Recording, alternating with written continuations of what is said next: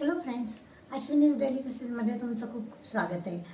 कधी कधी आपल्याकडं बघा पाहुणे येतात आणि आपण एक्स्ट्रा बनवतो, पोळ्या म्हणा हे म्हणा, तर त्या दुसऱ्याशी उरतात आणि फोडणीची पोळी तर आपण नेहमीच करतो. पण आज आपण एक आधीच्या राहिलेल्या पोळीपासून, आदल्या दिवशीच्या राहिलेल्या पोळीपासून एक स्नॅक रेसिपी बनवणार आहे आणि ती मुलांना इतकी आवडेल. तुम्ही करून बघा नक्की. चला तर आपण सुरुवात करूया. आता समजा ही पोळी राहिली आहे आपली, तर आपण त्याचे नाचोस करून घेऊ. नाचोस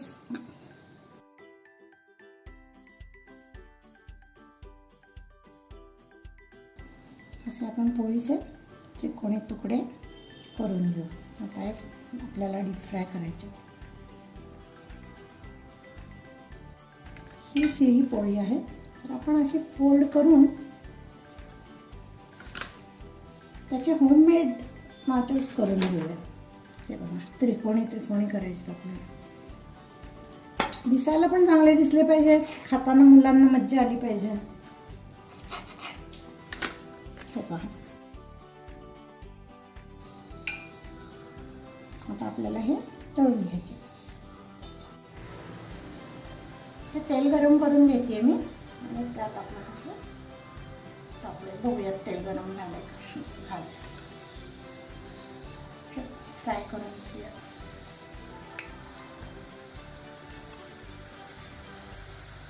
एका साईडने झालं बिलकुल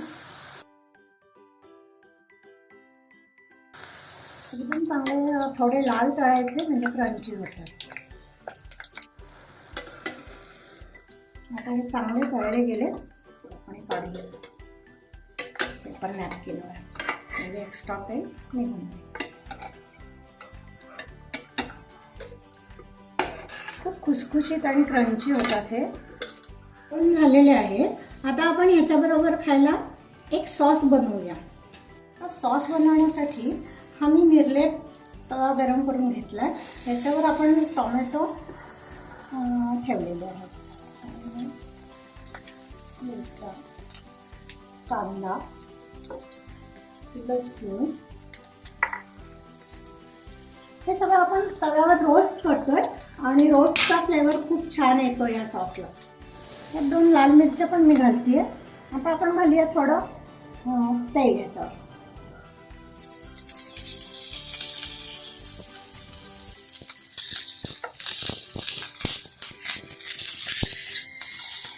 असे सगळीकडनं काळे आणि मऊ टोमॅटो झाले की ते काढायचे. तोपर्यंत जे जे झालंय ते आपण काढून ठेवूया. कांदा रोस्ट झालाय, कांदा लसूण हे जरा रोस्ट लवकर झालं आणि मिरच्या पण होत आले.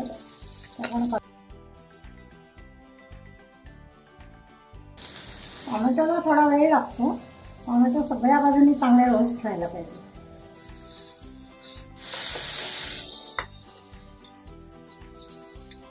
थोडं चाकूनी करूया म्हणजे हे लवकर रोस्ट होईल. असं छेद मारूया चाकून, म्हणजे आजपर्यंत हीट जाऊन हे लवकर रोस्ट होईल. टोमॅटो रोस्ट झाले. आता हे आपण बारीक फिरून घेऊया. त्याची निघतील तेवढी सालं काढा, पण नाही काढली तरी चालू शकतील, असं काही नाही. मी थोडी काढते, निघतील तेवढी. हे जॅलपेनोज आहेत ते आपण बारीक कट करून घेतोय. कांदा, आता आपण हे टोमॅटो बारीक कापून घेतलेले. टोमॅटो, कांदा, जॅलपेनो. आपण ह्याच्यात घालतोय चवीप्रमाणे मीठ,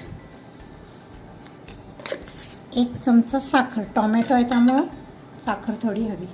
1 चमचा साखर आणि लिंबू पिळायचं, टँगी टेस्ट. एक मी पाव लिंबू घेतले ते मी ह्याच्यात पिळते. हे पहा, आपले होममेड नॅचोस आणि साल्सा सॉस रेडी आहे.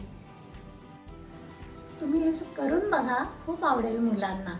आणि तुमच्या काही सजेशन्स असतील तर त्या पण कळवा. ऑथेंटिक रेसिपीज तुम्हाला एखादी हवी असेल तर ती पण कळवा, आम्ही करून दाखवू. थँक्यू.